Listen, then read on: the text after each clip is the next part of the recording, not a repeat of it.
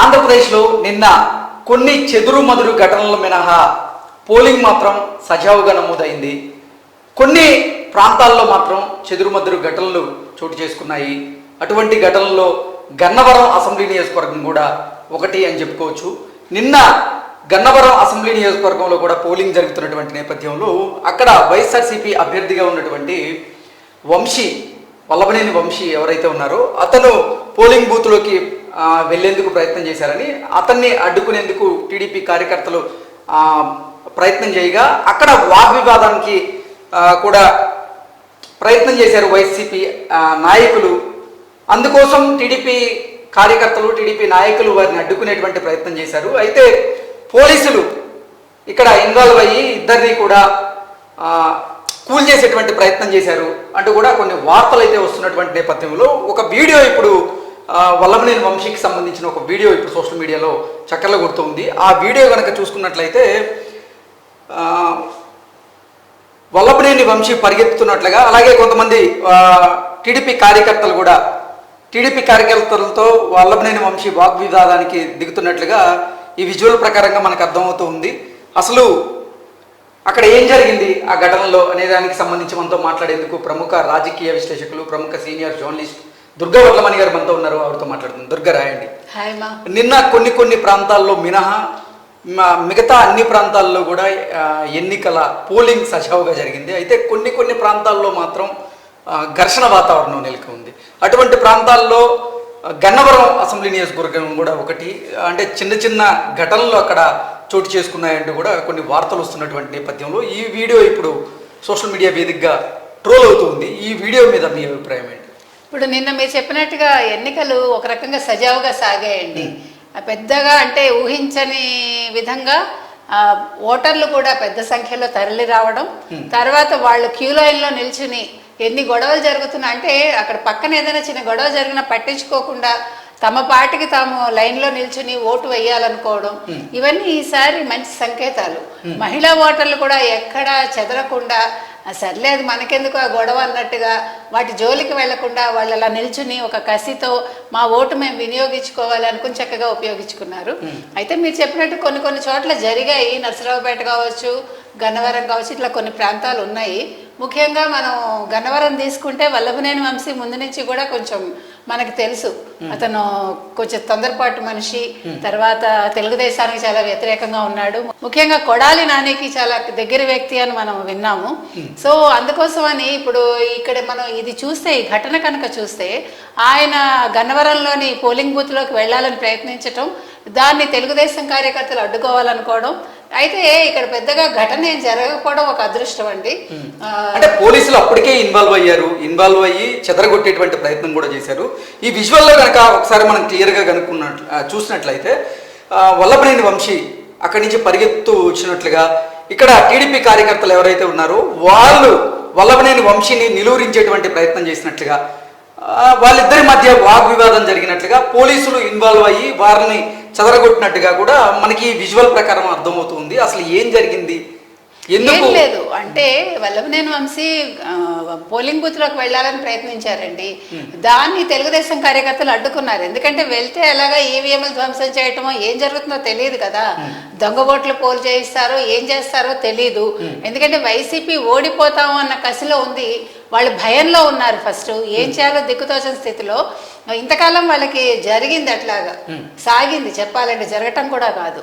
ఇప్పుడు ఆ సాగుబడి లేదు. ఎందుకంటే ఇప్పుడు పోలీసులు కూడా కొంచెం స్ట్రిక్ట్ అవటం, కేంద్ర ఎన్నికల సంఘం కావచ్చు, రాష్ట్ర ఎన్నికల సంఘం కావచ్చు ఇక్కడ దృష్టి పెట్టడం, ముఖ్యంగా డీజీపీని మార్చడం, కొంతమంది ఎస్పీలను మార్చడం, ఇవన్నీ కూడా మీరు చూస్తే నిన్న సజ్జలు కూడా అన్నారు పోలీసులు మార్చేశారు. అదేంటంటే వాళ్ళు భయపడి ఆ మాట వస్తుంది. మీరు గమనించారంటే నిన్న ప్రెస్ మీట్ పెట్టి సజ్జలు అన్నారు, ఇంతకు ముందు కూడా వరుసగా వైఎస్ జగన్మోహన్ రెడ్డి గారు అన్నారు ఆ మాట.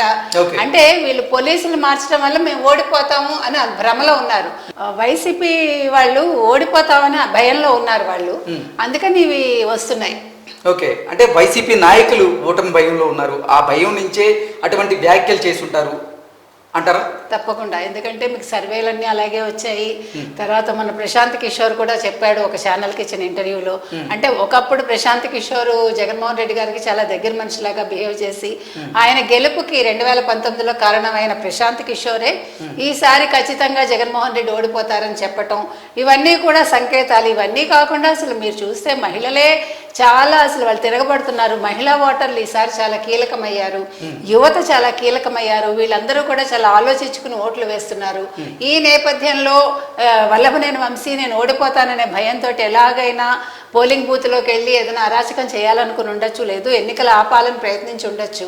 ఈ నేపథ్యంలో ముందుగా ఈ విషయాన్ని పసిగట్టిన పోలీసులు ఎక్కడికక్కడ తెలుగుదేశం కార్యకర్తలను నిలువరించారు. వల్లభనేని వంశీని కూడా నచ్చచెప్పి ఆయన నెమ్మదిగా ఇంటికి పంపించే ప్రయత్నం అయితే చేశారు. ఓకే, సో ఇటువంటి ఘటనలు ఓవరాల్గా నిన్న ఆంధ్రప్రదేశ్లో చాలా చోట్ల జరిగాయి.